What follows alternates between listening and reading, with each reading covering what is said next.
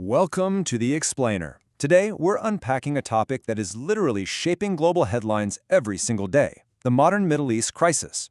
Now, we are going to impartially break down nearly 80 years of complex geopolitics, and we're looking strictly at the facts to understand exactly how the region arrived at the intense crisis we saw between 2023 and 2026. Let's jump right in. This explainer is built around one central, really fascinating puzzle. Basically, how did local, decades-long territorial disputes violently converge with a massive regional proxy strategy? It's kind of like a giant volatile puzzle. We're looking at a story of shifting borders, faltering diplomacy, and sprawling military networks colliding all at once. Okay, let's dive into this. Here is our roadmap for today. 1. Roots of the conflict. 2. The peace process falters. 3. Rise of the Axis. 4. The 2023 regional eruption. And finally, 5. Shifting power and ceasefires. Part 1. Roots of the conflict. Our timeline kicks off back in 1947. That's when a UN plan to divide mandatory Palestine was welcomed by Jewish leaders but rejected by Arab leaders. The immediate fallout of that? The 1948 Arab-Israeli War, which ended up drawing new, heavily contested borders. Fast forward a bit to 1967. Israel launches a preemptive strike and emerges from the Six-Day War with control of territories like Gaza and the West Bank. Then, just 6 years later, the surprise 1973 October War broke out, which ultimately forced the region toward UN-sponsored ceasefires. So, following that 1967 conflict, UN Security Council Resolution 242 established a truly foundational concept. Notice the language used here, specifically linking the withdrawal from territories occupied directly to the respect for sovereignty. This land for peace framework, it would go on to define decades of diplomatic efforts. Moving on to Part 2, the peace process falters. By 1993, there was this monumental breakthrough. The Oslo Accords created a Palestinian Authority for interim self-government. But, that optimism just didn't last. By the year 2000, the Camp David Summit completely failed to resolve the toughest issues, like the status of Jerusalem.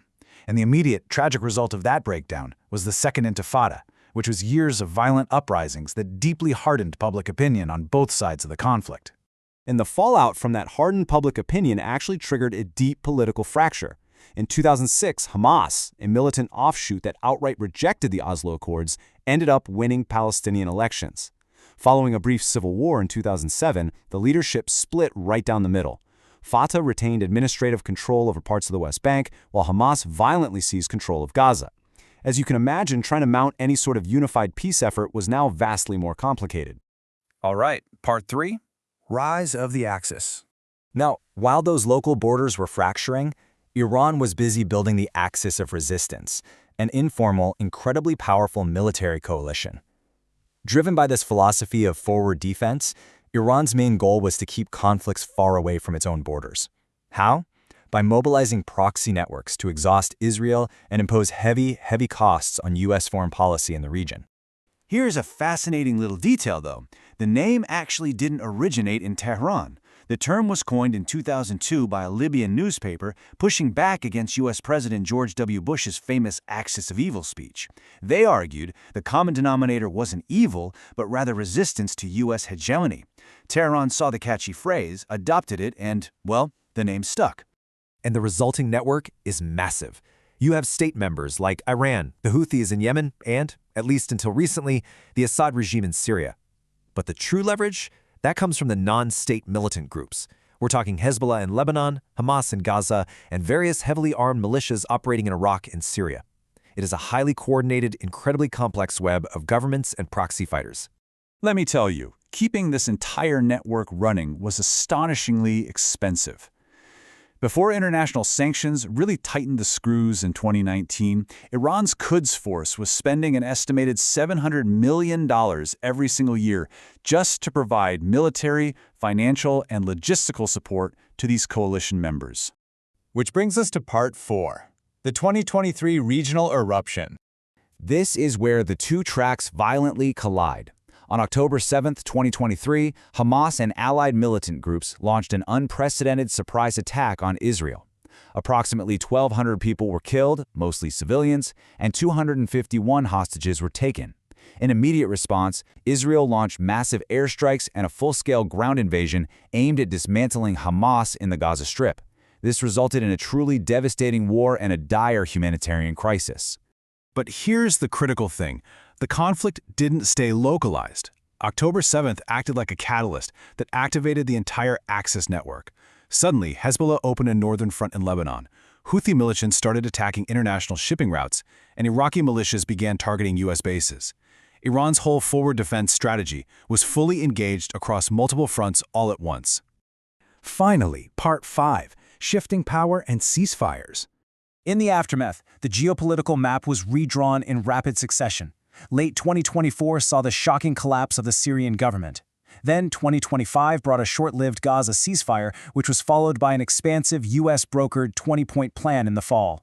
By early 2026, the entire region had entered a highly fragile Phase 2 of implementation. Now, let's talk about the fall of Damascus in 2024, because this was a monumental strategic blow to Iran. For decades, the Assad regime had been a crucial state ally. But more importantly, Syria basically acted as the physical land bridge connecting Iran to Hezbollah in Lebanon. When rebel forces toppled 5 decades of Assad family rule, they completely severed the axis of resistance's primary overland supply routes. So, to manage this rapidly shifting balance of power, a 20-point peace plan was brokered in late 2025. Phase 1 mandated an immediate end to hostilities, a massive surge of humanitarian aid to Gaza, and a hostage for prisoner exchange. Phase 2, that required Hamas to demobilize for a transitional government, with the whole process overseen by a newly created International Board of Peace. But, as we often see, treaties on paper don't always match reality on the ground. By 2026, things remain incredibly fragile. Ceasefire implementation has stalled. With Hamas refusing to disarm, the U.S. was actually forced to build up its military forces in the region.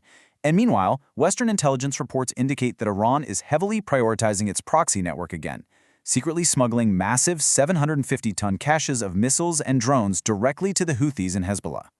Which leaves us with this final, absolutely critical thought. When you have two deeply ingrained tracks, an 80-year territorial dispute on one hand and a heavily armed multinational proxy network constantly adapting on the other, can any single diplomatic framework permanently untangle that knot? It is a question the world is still struggling to answer today.